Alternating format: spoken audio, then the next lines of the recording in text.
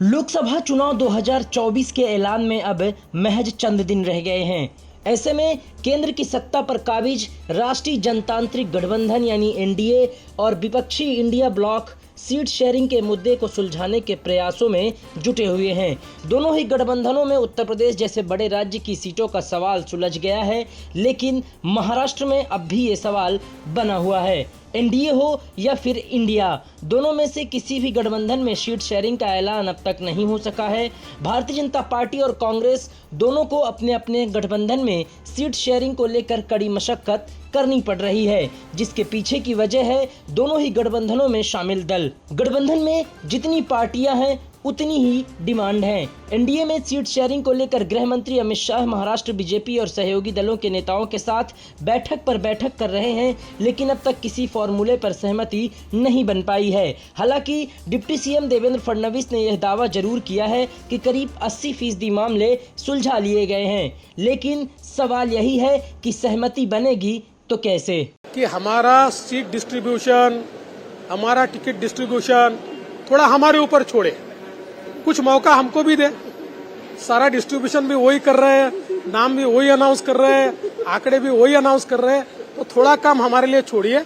हम जब अपना काम पूरा करेंगे तो आपको बिल्कुल सबसे पहले मीडिया को आकर बताएंगे काम पूरा हो गया है, किसको कितनी सीटें मिली है और कौन सी सीट पर कौन लड़ने वाला है। दरअसल रामटेक, यवतमाल, वाशिम और कोल्हापुर समेत 6 से 7 ऐसी सीटों पर बीजेपी अपने उम्मीदवार उतारना चाहती है, जहां से फिलहाल शिंदे गुट की पार्टी के सांसद हैं। आपको बता दें कि महाराष्ट्र में शिंदे गुट की शिवसेना के कुल 13 सांसद हैं। वहीं अजित पवार की पार्टी भी मावल और परभणी सीट पर अपनी दावेदारी कर रही है। इन सीटों पर भी शिंदे की पार्टी के सांसद है। वहीं सीएम शिंदे पर अपने साथ आए नेताओं का भी दबाव है कि अपनी सीट न छोड़ें। ऐसे में एक खतरा यह भी है कि अगर शिंदे बीजेपी के 10 से 12 सीट के तय फॉर्मूले पर सहमत भी हो गए तो कहीं उनकी पार्टी के नेता साथ छोड़कर उद्धव के साथ न चले जाएं, और शायद यही वजह है कि सीएम शिंदे बीजेपी के सामने उन सीटों की डिमांड कर रहे हैं जहां से विपक्षी गठबंधन में शिवसेना यूबीटी के उम्मीदवार मैदान में होंगे। दूसरी तरफ अजित पवार की पार्टी की रणनीति भी शरद पवार की पार्टी से हेड टू हेड मुकाबले की है।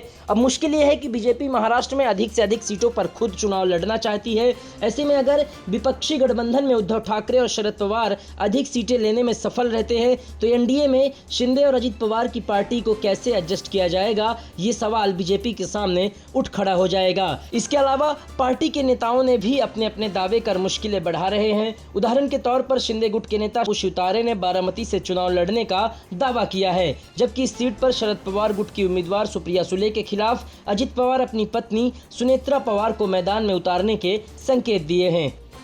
पवार ह्या नावाच्या विरुद्ध नाही, पवार नावाच्या प्रवृत्तीच्या विरोधात आहे।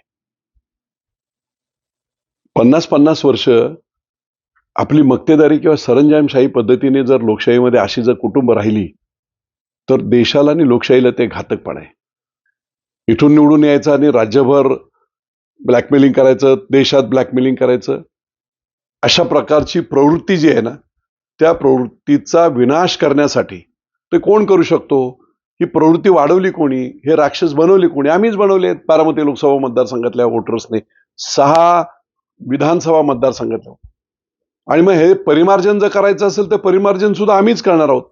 महाराष्ट्र में सीट बंटवारे का गणित सुलझाना विपक्षी इंडिया गठबंधन के लिए भी मुश्किल साबित हो रहा है। दरअसल प्रकाश अंबेडकर की वंचित बहुजन अघाड़ी की 5 सीटों वाली मांग के साथ ही अजब गजब शर्तें हैं, तो साथ ही शिवसेना यूबीटी भी 2019 के चुनाव में जीती सीटों से कम पर तैयार होगी, ऐसा लगता नहीं है। वहीं कांग्रेस 2019 की तर्ज पर सबसे अधिक सीटों पर चुनाव लड़ना चाहती है, तो शरद पवार की पार्टी भी दर्जन भर सीटों पर दावेदारी कर रही है। विपक्षी गठबंधन में करीब दर्जन भर से ज्यादा बैठकें हो चुकी है, लेकिन अभी भी 8 से 9 सीटों पर सहमति नहीं बन सकी है। इसके अलावा मुंबई की दक्षिण मध्य और उत्तर पश्चिम जैसी कुछ सीटों पर कांग्रेस दावा कर रही है, जहां 2019 में उद्धव की पार्टी के उम्मीदवार जीते थे। वहीं सीटों का पेच सुलझाने के लिए जारी बातचीत के बीच उद्धव ठाकरे ने उत्तर पश्चिम सीट से उम्मीदवार का ऐलान कर रेड लाइन खींच दी है। उद्धव ने उत्तर पश्चिम मुंबई सीट से अमोल कीर्तिकर को उम्मीदवार घोषित किया है, जिसके बाद कांग्रेस के नेता संजय निरुपम ने उद्धव ठाकरे पर हमला बोल दिया।